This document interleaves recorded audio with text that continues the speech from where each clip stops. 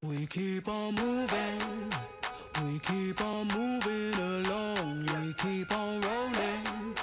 No, we ain't slowing it down. We keep on moving, we keep on moving along, we keep on rolling.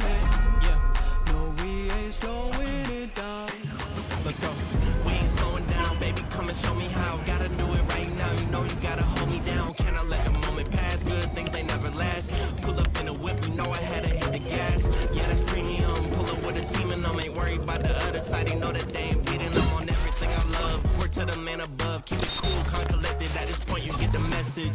Life is hectic, but we gotta keep it rolling. No, gotta keep it grooving, keep it moving like we stole it. Though, rolling with the punches, giving hits like we are Interscope. Even though I'm clocking, punching in, I'm independent though.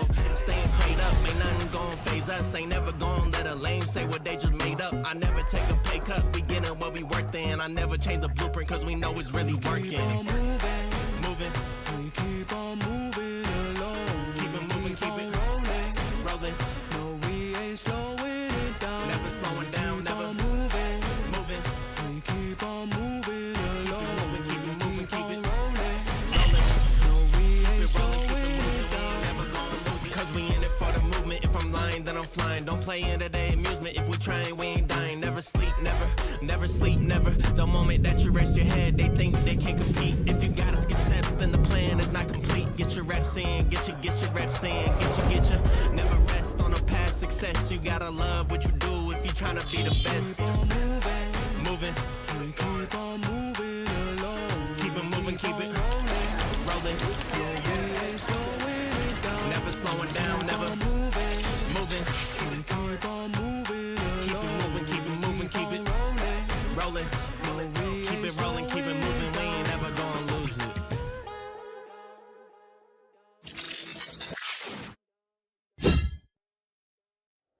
Who's been to Epstein Island, mate?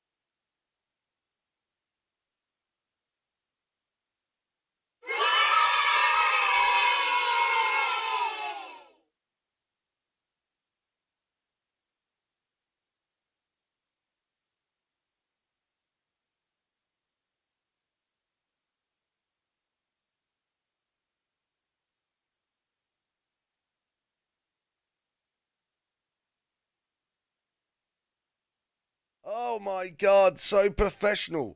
He's so professional, isn't he? He's so professional. The audio wasn't on.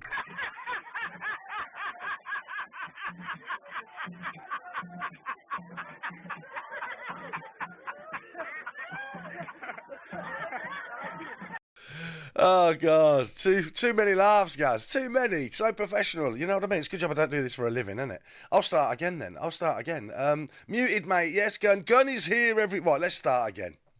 Shall we just start from the beginning? Good morning, good afternoon. Well, no, actually, that's wrong as well now. What are you doing? I don't know. Has it been a long week? Not really. It's been a quick week. Anyway, good afternoon, good morning, good evening, wherever and whatever you're doing in the world. I hope you're well. I've had a good day. I've been busy. I'm getting ready to do a bit of a catering party tomorrow, so I'll be nicking a few quid. Anyway, that's not why you're here, is it? Too Shy is here, everyone. It's got this all so wrong. And the beautiful, wonderful Beth Gish is here, everyone. And the super trooper Gun is here, everyone. Oh yes, and hopefully a few more will come in, and hopefully a few people who start watching this have never seen this stream before go, this bloke's muted, I can't watch this, and they just click off. Oh, that'd be a shame, wouldn't it? I know, it'd be really devastating. Not really, don't really, it is what it is. Anyway, I thought I'd start with this little nugget. because I don't think I wasn't aware of this, and I don't know how many people are aware of this. Have a look at this. 81,000 warning letters sent to crypto holders in HMRC tax crackdown. Oh yes, I don't want you earning any money without giving them their pound of flesh. You've got to pay your dues, you see. You have to pay your masters their pounds of flesh for them to, well, they just want it. What they do with it is up to them. You've got no say in it. We'll get into that in a bit as well. So anyway, let's have a look at this. What is going on here? HM Revenue and Customs, HMRC, sent more than 81,000 letters warning cryptocurrency holders they may owe capital gains tax in the past year. Really now? Oh, so if you got crypto, you might be getting an unexpected letter or knock at the door perhaps. A Freedom of Information and FOI request seen by the BBC showed the number of letters sent by the tax authority had almost tripled since 2024. Investors could face fines or prosecution if they fail to declare profits they made from selling, even if they exchange one cryptocurrency for another. Oh yeah, you don't have to cash it out. Oh no, you don't have to cash it out and say, oh look, I made a bit of money here. I bought 5,000 quid's worth of crypto and now it's worth 15 grand. And I didn't cash it out, I just bought other crypto with it. Well, you owe them money, don't you, eh? Allegedly. Potentially. New powers due to be given HMRC next year will make it easier to target wealthy crypto investors, with one analyst saying investigations will be like shooting fish in a barrel. They're coming for you. If you've made a few quid on the old crypto, they're coming for you. There is the exception amongst tax authorities that cryptocurrency investment is rife with tax evasion, says Neela Chauhan, partner at UHY Hacker Young, which carried out the Freedom of Information. A lot of traders are young, have had little previous exposure to HMRC, and often work under the assumption that HMRC has limited visibility over their activities. In the 2025-2026 financial year, HMRC sent 81,172 warning letters, emails and text messages to crypto investors it suspects may have underpaid tax, if they paid any at all. The number in 2023-2024 was just 27,714. An HMRC spokesperson said, "We're committed to helping people pay the right amount of tax, and the vast majority do. We're going to help you. Give us your pound of flesh." Yes, that's what we're here for. We're not vampires coming to suck your blood. No. We're going to help you. Just give us it. Oh, yes. We regularly send letters to educate, remind, or prompt customers to review. Customers. You've got to love that, ain't you? Paying your tax. You're a customer. You're a customer. What sort of customer is that then? Yeah? What are you getting for your money? What are you getting for your money as a customer? Satisfaction? Are you getting satisfaction with the way your tax is spent? I don't think many people do. We regularly send letters to educate, remind, or prompt customers to review their tax affairs, including customers who use crypto assets. The value of cryptocurrencies such as Bitcoin and Ethereum have fallen in the past year, but HMRC suspects there are still large amounts of unpaid capital gains from the rise in cryptocurrency values between December 2022 and October 2025. Now, apparently, if I've got this straight, right, you could make money. So I think this is how it works, right? I could be wrong. So you'd have to do your own investigation into this, because I could be totally wrong, but I don't think I am. So you could have had cryptocurrency for like 1 year, and it could have gone up and you made loads of money, right? But then the next year it went down, right? So you didn't make that money. But I think you still owe them if you made money the year before, even if you didn't take it out. You look into it yourself. This is not financial advice, of course. But I think they've got a way of getting as much out of the stone as they can, no matter what. During this time, the price of Bitcoin shot up from around 14,000 to 90,000 pounds. Accountants are urging investors to check whether they owe money, as up-and-coming powers will make it easier for HMRC to target individuals. Oh, yes. Yeah, that's a good one. Gun, where is the number for customer complaints? Yeah, that's a good one. From March 2027, cryptocurrency platforms located in dozens of countries outside the UK will be obliged to share information about their customers with tax authorities. So if you're trying to offset a bit of dough, squirrel it away secretly, looks like the gig's going to be up. HMRC said the new powers would force crypto bros to pay their fair share of tax when the rules were announced last year. The tax office estimated the changes would help raise up to £315 million by April 2030, adding that this was the same amount needed to fund more than 10,000 newly qualified nurses for a year. Yeah, but that's not really what you're going to do with it, though, is it? You're not really going to do that, though, with it, are you? What you're going to do is you're going to get us give more money to the illegal wars, aren't you? We don't want to be involved in. You're going to send money to the Ukraine, aren't you? That's what you're going to do with it, aren't it? Or you're going to give it to people that are coming here on boats illegally. You're going to give it to all them, aren't you? That's what you're going to do with it. You're not really going to get 10,000 new nurses. I don't think that's what they're going to do with it. Do you think that's what they're going to do with it? I doubt it. Once HMRC has this data, tax investigations into cryptocurrency investors will be like shooting fish in a barrel, warned Ms. Chahan. In the last year, the price of Bitcoin has fallen to around £48,000. Well, there you go. So but I think, like I said, even if you made big profits early on, and then it's dropped back, I still think they're going to come to tax you on the profits that you made. And I don't think they necessarily take into account that you lost some that profit. I don't think it works that way somehow. Nazulium is here, everybody. And Gunn says, we got to pay for the imported dross of the world. Yes, that's where it's going. That's where a load of it's going, for sure. But then, so we've got that. And so why are they taxing us? Well, why are they taxing us? Have a look at this one. Councils turn to AI in attempt to fill £4 billion black hole. Oh, yes, we need your tax money. We've got a £4 billion black hole.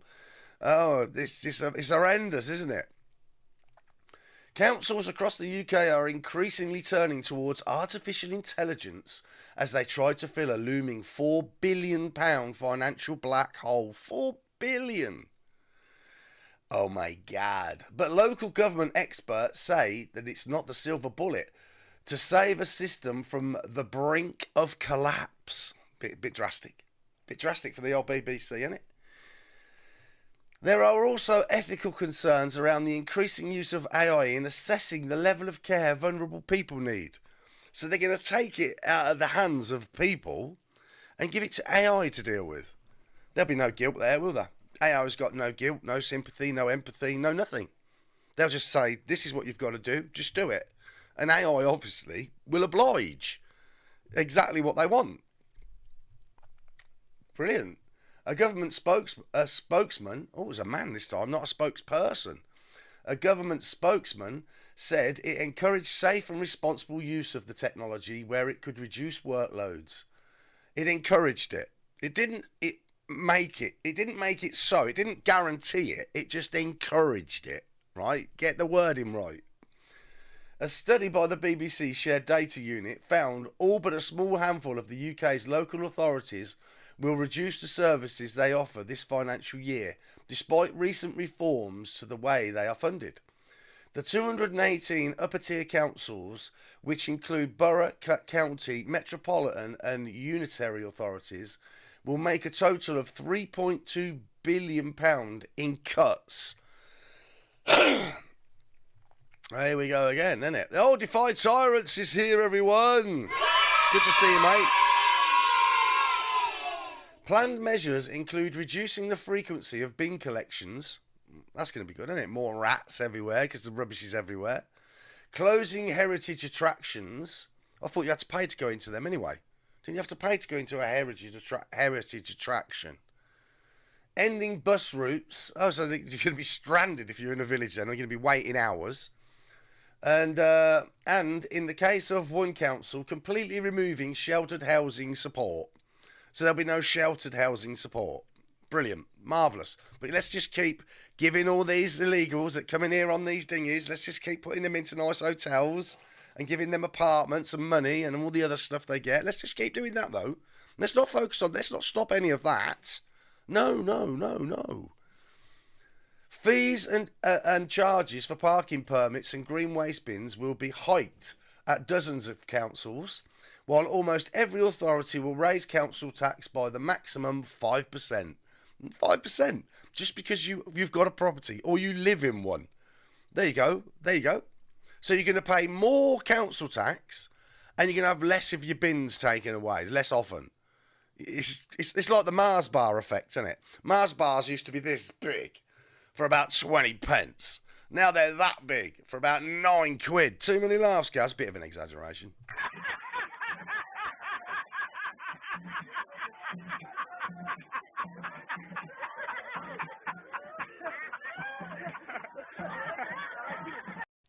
Unrelenting pressure. Jonathan Carr West, Chief Executive of the Local Government Information Unit, LGIU, which advises on policy across the world, said the BBC study showed the sector was still struggling to keep up with astronomical rates of increase in demand and cost for those key statutory services like adult social care and children's services. The sector as a whole continues to become more and more on the brink of collapse, he added. A spokesman for the Local Government Association, which represents councils across England and Wales, said the cost of and demand of pressures were unrelenting. Weird fly. In just 3 years, council will need around 25% more money simply to stand still, he said. Without action, the services people rely on every day, from social care to safe streets, will be eroded. I think they've been pretty eroded already at this point, haven't they? I think if you erode them any more, I mean, well, it's obviously going to be eroded more, aren't they? It's incredible.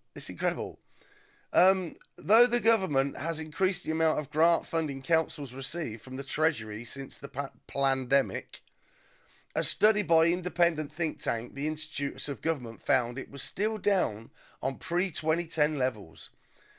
Even if this year's savings are achieved, councils predict they will need to find a further £3.8 billion by the end of the 2027-28 financial year to balance their books.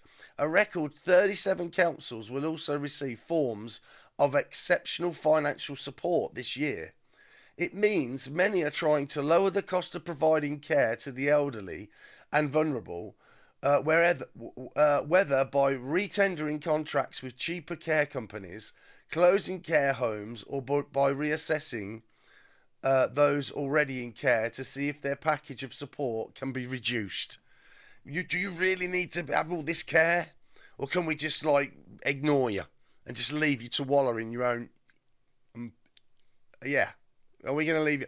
Yeah, leave you so you can't wash. Do you know what I mean? You can't physically cope. But it's fine because we've got cutbacks. There's a fly. I hate flies. Anyway. Yeah, so look, that poor chap there is having to be shaved. You know, if somebody can't shave themselves, they're in need. That's a real thing. But don't worry about it. We're just going to keep spending money everywhere else. We don't worry about where we want it spent. Whereas people, normal, rational people, would like to see our tax money go to people that need it, especially, not illegal people who have been here for generations. You know, they're the people really that if they need support. But no, we'll give it to able-bodied fighting age men that just rock up on a dinghy illegally. Let's just do that. I must do this because there is a fly and I do not like them. Yes, got it. Oh, yeah, you're done. Oh, yeah, you're so done. Loving that. Sorry about that. A bit of murder of flies. I love it. Um, right, hang on. Where are we? Several councils reduced staffing. Oh, hang on. Among the right, the year. This year, dozens of councils have pledged to use AI to drive savings. Among them are Medway Council chiefs who say they will use AI to draft care plans and automate invoice processing. So jobs are going to go. Jobs are going, right, to AI. Several councils reduce staffing in their call centres, more jobs, which enable people to query council tax bills. Yeah, it's just going to be AI. You're going to talk to AI. AI don't care. Order new bins or arrange care assessment, among other things, and bring in chatbots to triage initial queries. So jobs, AI taking more jobs. We know this is going to happen. West Sussex County Council hope it plans to replace 9 call handlers with the AI contact centre could save £300,000 a year. But campaigners for the elderly say older people are already struggling to interact with automated chatbots where they have been introduced. Similar measures have proved controversial in other areas. Derby's AI chatbot, Darcy, received several complaints for struggling to understand the local accent. Trust me, it will get better. Clients need a human voice. Dennis Reed, director of the Silver Voices campaign group for the elderly people, said, people seeking social care support are likely to be confused, perhaps in pain, and not used to negotiating the merry-go-round of contact centres using AI at first contact. What potential social care clients need at first contact is a sympathetic human voice, not a robotic answering machine. Well, that's what they need, but that's not what they're going to get, is it? Dennis Rowley, 71, previously taught IT, among other subjects, to older people at a college in Leeds. After suffering a stroke nearly a decade ago, she has relied on Wakefield Council's trips and full service care link to help her if she gets into difficulty. But with the Department for Work and Pensions expanding its AI-assisted call centre and local councils following suit, she says older people are increasingly feeling shut out by new technology when contacting services they need. Well, they don't care about the old, do they? If you're not a productive taxpayer or an illegal immigrant, they got no time for you. Older people do struggle with technology, Rowley said. Talking about struggling with technology, I've spent about half a day today with my bank, right? I ain't going to get into it, mate. I'm into tech. I can build websites. I do this sort of thing. I can do all manner of things. I can use AI. I can do all manner of things, right? I struggled today heavily to sort out things that I had to sort out. I had to make phone calls. It's just gobbledygook, mate. Unbelievable stuff.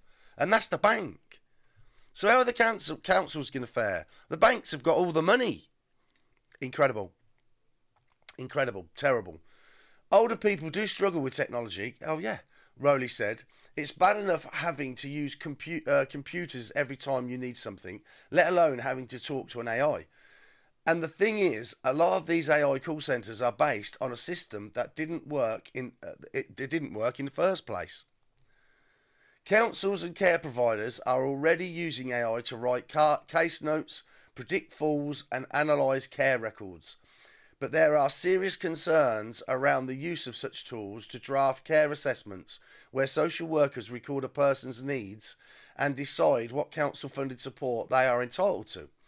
There is something our members are really worried about, said Andrew Rees, strategic lead for the British Association of Social Workers. This is stepping into the area of making decisions and we don't think that's appropriate. He said it was different to tools that associated social workers, for example, recording a conversation to help them make good notes. The use of AI to create assessments would be stepping over the boundary between assisting a social worker and taking over from them, he said. Well, they are going to take over from you. They're going to take over everything, AI. AI, look, it's all about money, and everybody's running out. We'll get into it more going forward. All these governments, all these councils, all these things, they're all out of money. They are all, none of them have got a clue how to deal with the situation. None of them. But they know how to spend it. We'll get into that in a bit. You'll be amazed. Amazed when I tell you what's going on. You'll be like this. You'll be like, what? Yeah, that's how I was. Anyway, Derby City Council said its AI drafted care assessments were always reviewed by a social worker. But a report by the Ada Lovelace Institute found AI tools made frequent errors in care assessments, such of which found their way into finalised reports. Rees was also concerned to see AI being trumpeted as the means to save money. The system is under a huge amount of pressure at the moment, and most social workers are not able to complete their work within the normal hours, he added. The savings will come from shredding social work jobs, which will just put more pressure on the system. Marginal savings. In some cases, the expected savings are relatively small. Liverpool's use of AI tools to improve efficiency in children's social care will save around £150,000 by the end of the 2027-2028 financial year. In proportion, its total budget gap during the same time is more than 29 million. There is no silver bullet, said Carl West. We have seen some savings being made from AI, but that they are, to be frank, pretty marginal compared to the scale of the problem. Councils across England said they were increasingly looking to technology and AI to help manage mounting financial pressures and demand for social care, homelessness support and special education needs services continue to rise. And Andy Burnham, do you remember Andy Burnham? Hello, Andy. He's gone all quiet on us. What's going on with Andy? Come on, Andy. Come on. Don't go all shy on us. Imagine no more. Unbelievable. Yes, you can imagine, because he said he's going to get rid of the homelessness. Well, obviously, how's he going to do that with these things going on? How is he going to do that? The reality is somewhat different, don't you think? And from especially what we're reading here, the reality is totally different. Oh yes, I'm gonna put £2 for a bus fare. Oh, whoopee woo. And I'm gonna knock a few percent off your your electric bill or your gas bill. Oh, great. But yeah, and I'm going to cure homelessness. Really? Are you really going to do that, are you? I don't think so. Caerphilly Council said its transformation programme included the use of technology and AI to make services more efficient, while Essex County Council said it was exploring further savings through technology and digitisation and redesigning services. A spokesman for the Ministry of Housing, Communities and Local Government, MHCLG, said the government did not mandate how local authorities used AI, but encouraged its use where it could help alleviate pressures and free up staff to help deliver better public services. Many authorities said digital reform would help to balance future budgets, but warned technology alone would not solve wider funding pressures. Across the UK, council chiefs said budgets were being severely stretched by the spiralling cost of providing care, homelessness services, and supporting looked after children, as well as providing home to school transport. Barnet Council has one of the largest budget gaps in the UK for its size, and will need close to £80 million of government support this year. Describing the council as tightly run ship, a spokesperson said it had faced the perfect storm of a decade of reduced government funding and a year-on-year rises in service costs. 6 of the 10 councils set to make the most savings per head of population in 2026-2027 are London boroughs, adding fears town halls within the capital are being hit hardest by rising costs. God, this is going on. This is fucking massive, this thing. Car West said there has been hope that Labour's recent local government reforms would begin to improve the situation. Yeah, I don't think that's going to happen. It has introduced multi-year funding settlements, effectively telling councils how much they will get several years in advance rather than just next year. It also made drastic changes to the formula used to allocate funds, with more money directed towards areas assessed to having higher levels and need less ability to raise income locally through council tax. If we're all marching towards a cliff edge, they've sort of slightly slowed down the progress, but they haven't fundamentally changed its direction, added Car West. In July, Prime Minister Andy Burnham announced plans to give all mayors of city regions in England a share of income tax revenue for the first time as part of his drive to transfer power from Westminster to local leaders. The government is set to press ahead with plans to replace two-tier council areas with single councils responsible for all local services in what ministers say will simplify local government. The changes are also intended to save money by reducing duplication and cutting administration costs.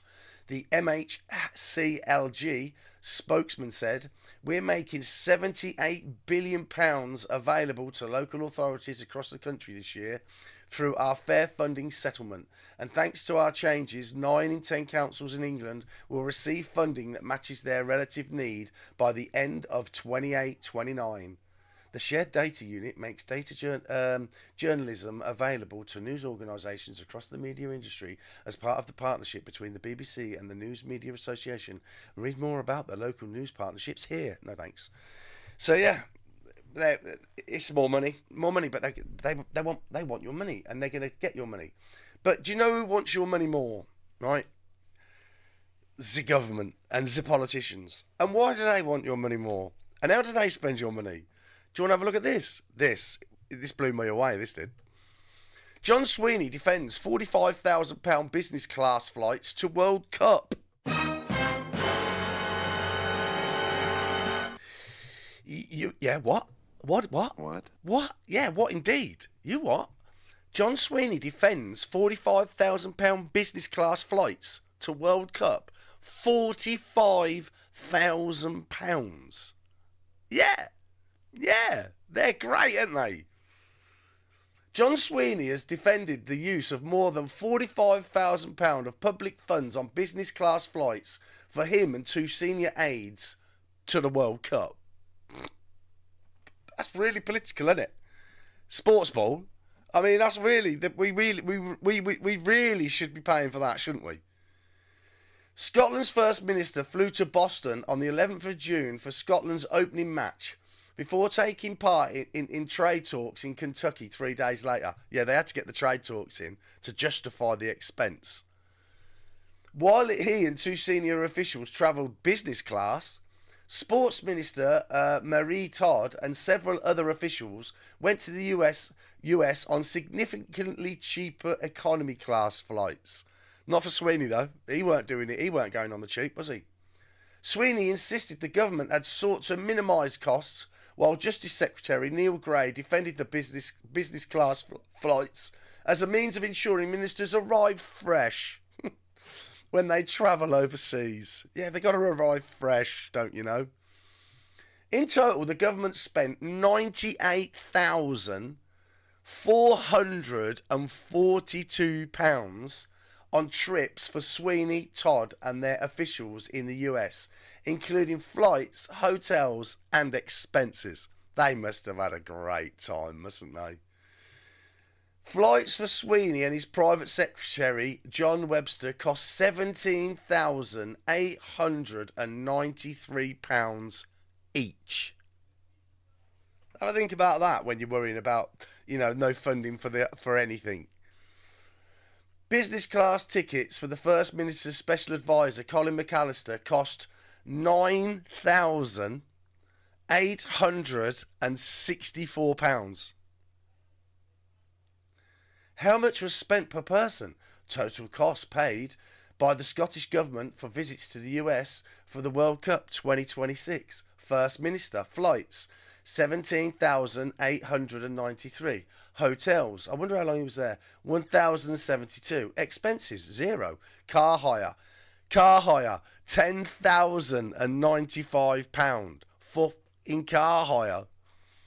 John Webster, private secretary, flights, £17,893. Hotel, 930 quid.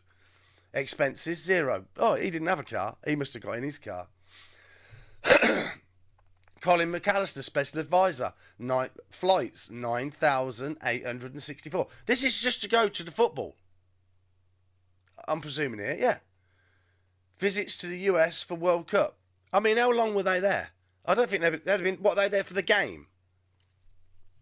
And then they went for a few days later to go to Texas or somewhere. Really? Hotels, £1,210. Expenses, £28. Visits and events official. Flights, £2,767. Hotels, £1,899. Expenses, £445. First Minister comms official, flights, 1,000. Look, and on it goes. They're just unreal. It's just mad. It's just mad what they get away with. Source, Scottish Government. Oh, yeah. The government spent a further £11,800 on economy class flights for several officials accompanying Swinney, as well as more than £10,000 on car hire for the First Minister's visit. The cost of plane tickets for Todd and 4 accompanying officials to visit Miami for Scotland's final game was £5,485. The Scottish Government's travel rules state that business class flights should only be used on flights of more than 10 hours unless otherwise agreed. Direct flights from Edinburgh to Boston typically last about 7 hours. Swinney told BBC Scotland News, obviously when flights have got to be booked, when there's intense pressure on the time involved, then the costs are likely to be higher. Well, you knew the World Cup was coming. Why didn't you pre-book this stuff? He added, we tried to minimise these costs. Almost £100,000 spent on World Cup visits.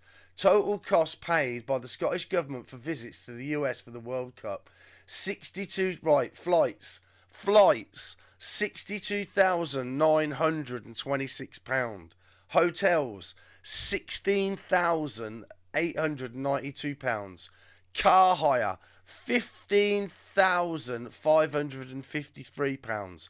Expenses, £3,071. Earlier, Justice Secretary Neil Gray defended the use of the business class flights. He told the BBC Radio Scotland Breakfast, these are busy trips for ministers, and it's right that they are able to arrive fresh. They're able to arrive in a way that means that they are able to participate and do their work immediately.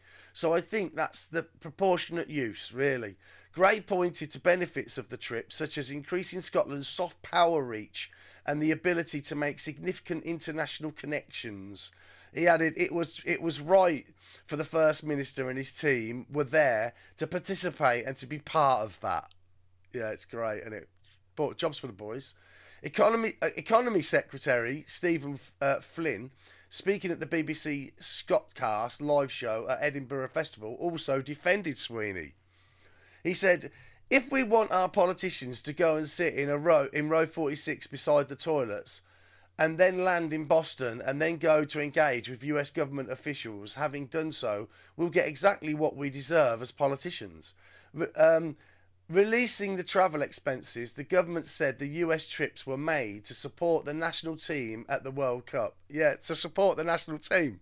What are they doing? Giving them fucking calf massages. As well as to hold talks on trade, tourism, culture and investment. Yeah, you've got to get that in. You've got to justify it. They've got to justify this sort of spend. Conservative MSP Stephen Kerr said nobody begrudged SNP ministers joining the Tartan Army to cheer on Scotland's men's team at the first World Cup appearance in nearly 3 decades, but in typical SNP fashion, costs were never kept under control. Swinney and his ministerial colleague were clearly happy to escape all the challenges facing them back home, But they should have met the significant costs out of their own pocket. Well, they should have. They should have, absolutely. But they did the trade thing in between, didn't they? They get the trade thing in, and then they can justify it. Then they justify it.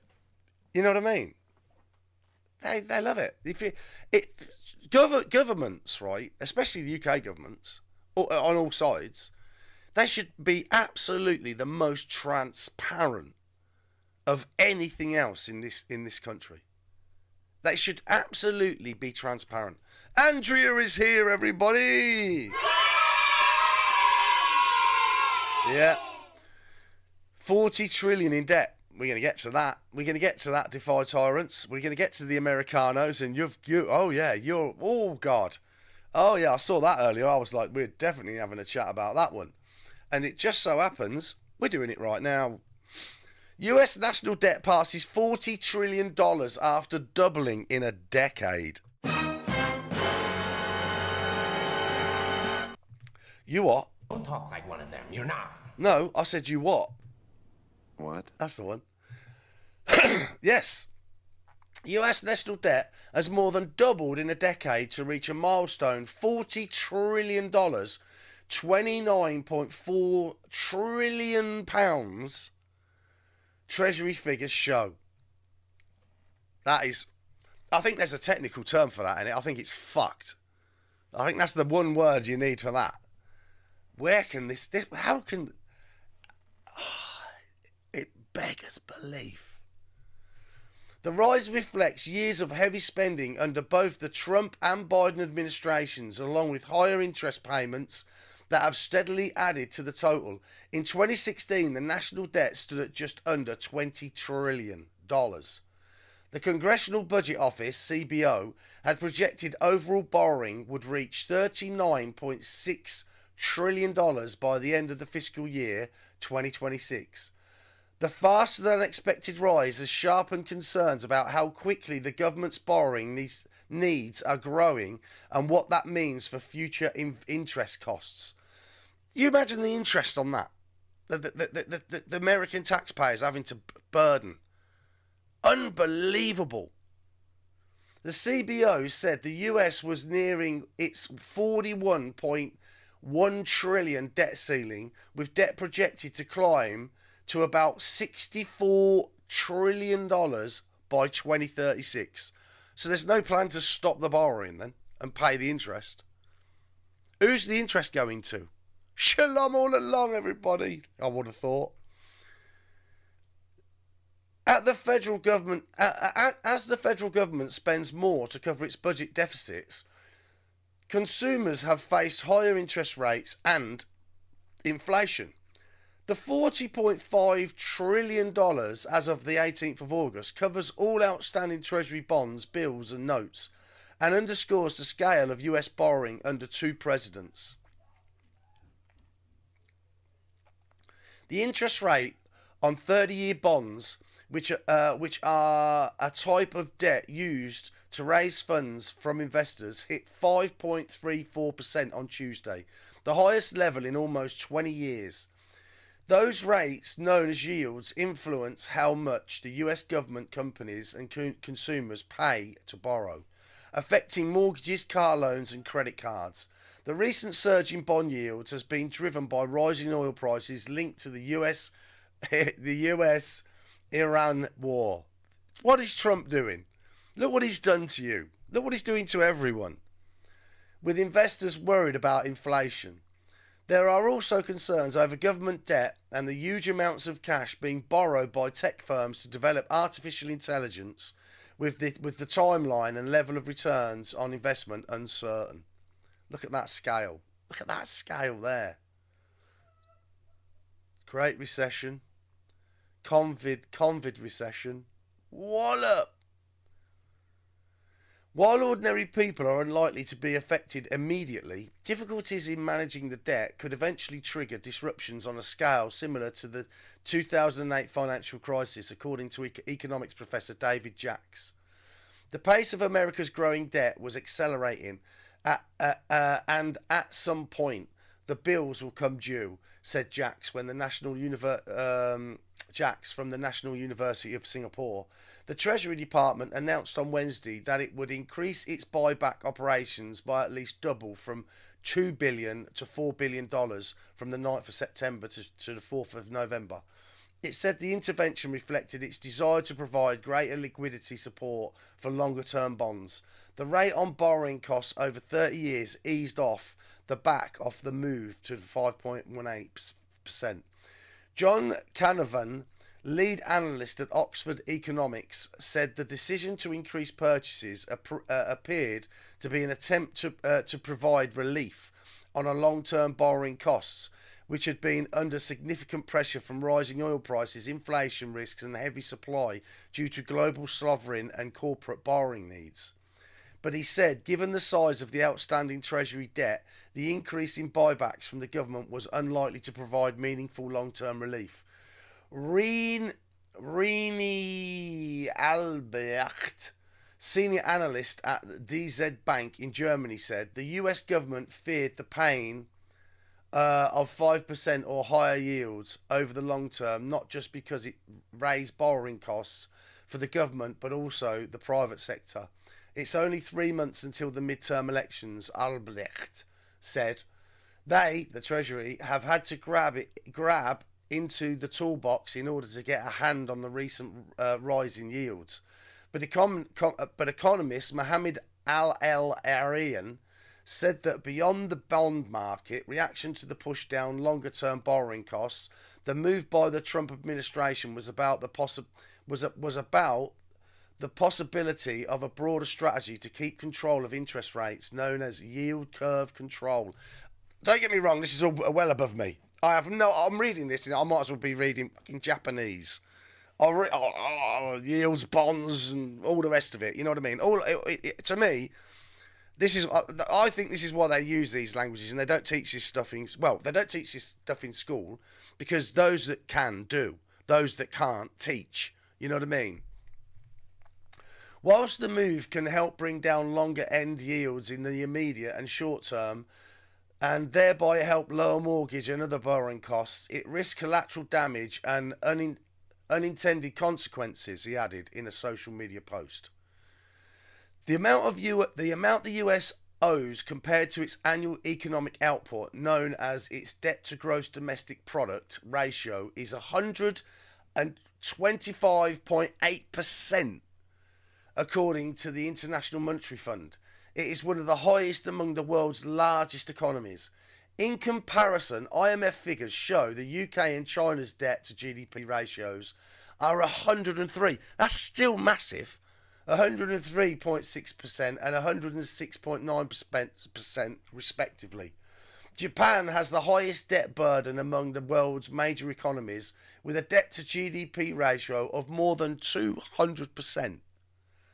The US has longer term fixed mortgage deals than other countries such as the UK. Currently, the average interest rate on a 30-year fixed mortgage is 6.67%, according to the finance firm Freddie Mac. While borrowing costs for homeowners have been rising, they remain lower than in 2023, when such deals averaged 7.7%. Minutes released on Wednesday by the Federal Reserve, which sets the US interest rates, revealed that concerns over inflation deepened among policymaking at its last meeting.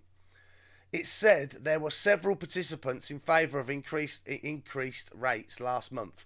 The central bank ended up holding its benchmark interest rate in the current 3.50-3.75% range for the fifth time in a row. Many participants also said rate hikes would likely be necessary if inflation did not decline, with some struggling interest rates were not high enough to see price rises fall back to the Fed 2% target for inflation. The Fed is expected to hold its policy rates steady again at its September meeting after recent data showed inflation eased slightly and firms unexpectedly shed jobs in July. I don't know how it all works. I have no idea. That's probably why I'm just poor white trash. You know what I mean? Really.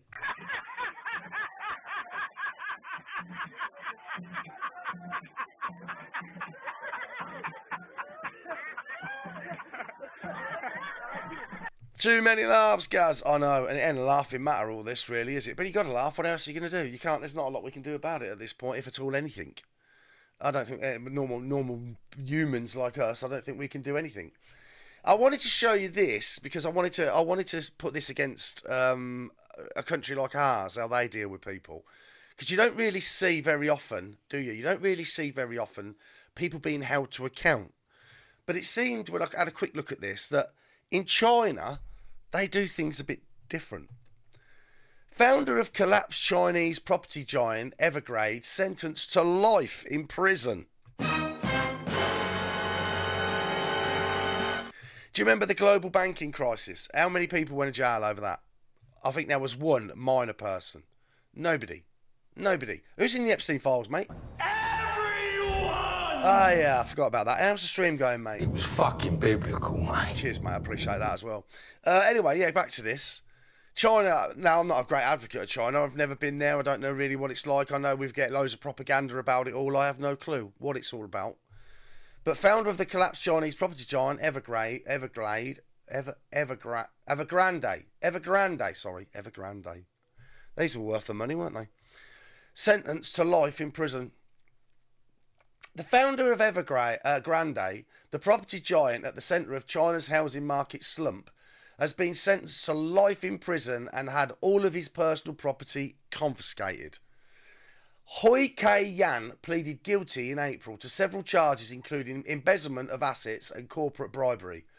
Shenzhen Intermediate People's Court also fined his former companies a total of 15.82 billion yen, £1.73 billion, $2.35 billion, over multiple crimes including falsifying records and concealing debt.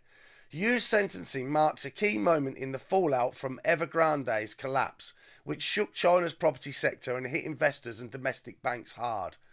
Hui and his businesses seriously disrupted the Chinese property market, resulting in significant economic losses, the court said.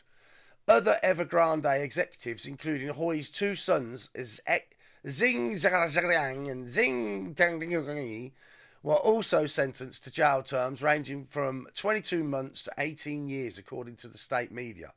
Jailing them all. You know what I mean? You don't see anything like that here. You won't get any of this sort of. You don't get anything. They can lie about everything. Weapons of mass destruction, nothing happened. Safe and effective, nothing happened. What else have we got? All these illegal immigrants coming into the country and getting put everywhere and all paid for by the taxpayer, nothing happens. China didn't get a fish, it appears. Once ranked Asia's richest man, Hui has seen his wealth and influence dwindle as his company unravelled.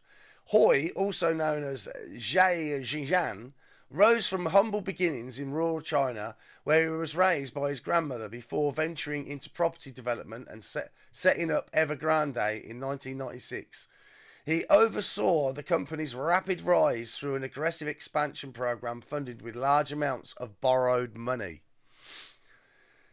Evergrande became China's biggest real estate developer with a stock market valuation of more than $50 billion, £36.7 billion. Hui was once estimated to be Asia's richest person.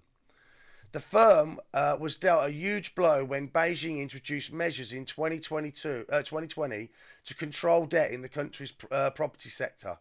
As the company struggled to meet interest payments on its debts, it sold properties at huge discounts to stay afloat before collapsing in 2021. In April, the court heard that the company had taken millions of dollars in pre-sale funding from potential house buyers that were not used for construction. The money had instead been channeled to new property developments, resulting in hundreds of unfinished projects. In March 2024, Hui was fined $6.5 million and banned from China's capital market for life for his company overstating its revenue by $78 billion. Evergrande's stock market valuation shrank by 99% before its shares were removed from the Hong Kong exchange in August 2025. A lot of people have lost a lot of money with this guy. After more than a decade and a half of trading, Evergrande's implosion has often been blamed for triggering a broader slump in China's property market that continues to weigh heavily on the economy. At its height, Evergrande was the biggest firm in the country's real estate industry, which made up about a third of China's gross domestic product at the time. The property market was a significant driver of growth and an important revenue source for local governments. The industry's ongoing problems have weighed heavily on the world's second largest economy, as several of the major developers face financial woes. I thought I'd bring that in because you're getting to see somebody's being able to account. And I sort of, I like that. I like to see these people, if they've done things like that are bad. I like to see them being able to account. They should be able to account. And then I've got a bit of a wacky story for you now. We're going to finish off on a bit of a weird and wacky one. So if you've hung around this lot, please give it a thumbs up. Please, if you haven't already, subscribe. If you're already subscribed, please check you've subscribed, because sometimes YouTube removes it for whatever reason. I don't know. I shouldn't laugh. I shouldn't laugh because it's not really funny. But I find it, my sick humour, my dark humour, finds it quite funny. But it shouldn't be. Sick gang murder teenager and chop off his testicles to sell on black market for $100,000 pounds. Yeah, this one's a weird one, isn't it? What? Yeah. So let's read it again. Sick gang murder teenager and chop off his testicles to sell on black market for $100K. Yeah. It's grotesque, isn't it? The gang kept their victims' testicles packed in ice for 2 days, but failing to sell them. But they didn't manage to sell them. Oh dear. A gang murdered a teenager, it's shockingly bad, and removed his testicles, believing they could sell them for nearly £100,000 on the black market, Indian police have said. The suspects allegedly watched a social media video promoting a hoax about the value of human testicles, then killed a 17-year-old teenager named Rehan before cutting his testicles off with a blade. The victim was a street vendor who sold pens and keychains in a market near Iri Maiden in Banapur, central India. I know. See, the thing is, in India, they're probably going to get their heads cut off, or they're going to get hung, aren't they? Police arrested the prime suspect, Zoeb Khan, a 20-year-old business student, and Amir Quazari, 18, and detained 3 minors. Khan allegedly recruited the group and convinced them the testicles could fetch about 12 million Indian rupees on the black market in the Gulf. Oh, God. Khan allegedly pretended to be a doctor and convinced the collaborators that he knew how to remove the organs. According to the police, he bought a white apron, stethoscope and thermometer online and used them while training the group. Oh my God, that's nuts, says Marge. Well done, Marge, that's nuts. How you doing, Marge? Marge is here, everyone. That's nuts. Brilliant, you can't make it up. On August the 6th, 2 minors approached Rian at his stall and offered him rupees, 100 rupees, 77 pence. They offered him 77 pence to help with an alleged fight near Kampara on Lower Lake, and lured him into a secluded area where 4 people brutally stabbed him. Khan allegedly instructed them over a video call, according to police accounts cited by the Telegraph. They kept Rian's testicles packed in ice for 2 days while trying to find a buyer. When the effort failed, Khan ordered the group to dispose of the organs in separate lakes. Police recovered Rehan's body from the lower lake near Dubbi Gant on August the 10th. They identified him from a tattoo 5 days after his mother had reported him missing. A post-mortem examination found fatal injuries and confirmed that his testicles had been removed. Fucking hell. Police have since recovered the knife they believe the gang used to kill Rehan and deployed divers to search the waters for his testicles.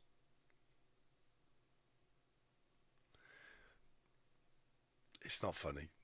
It's not funny. But how are they going to find them? Is there not fish in that lake?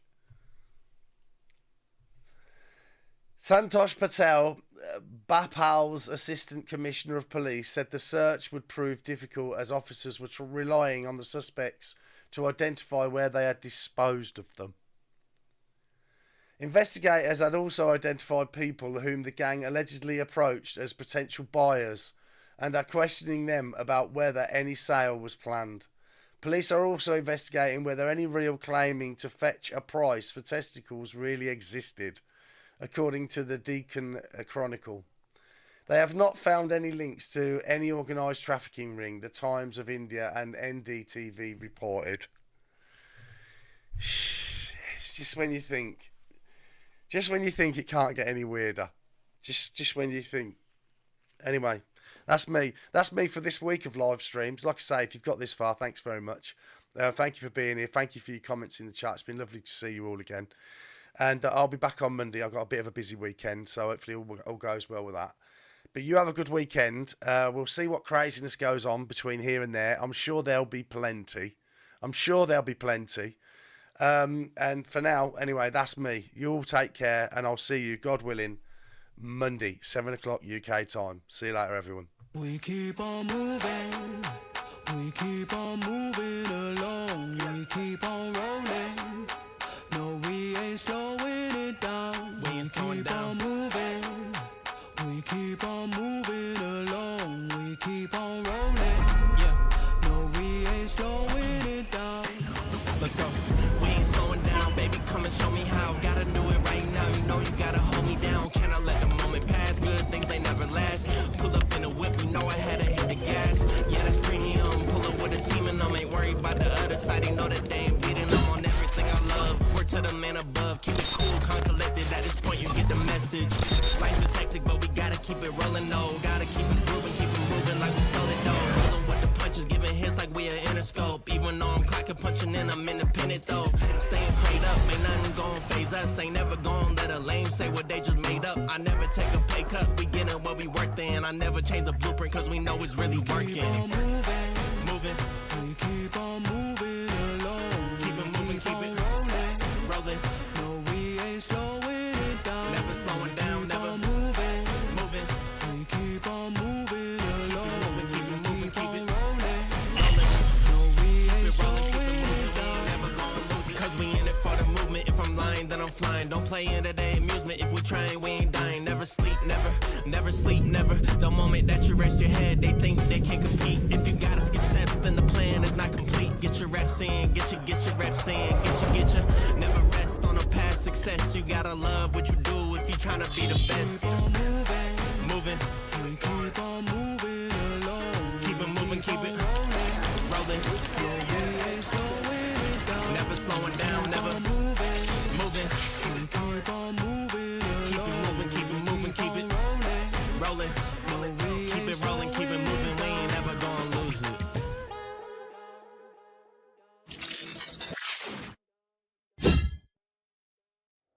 Who's been to Epstein Island?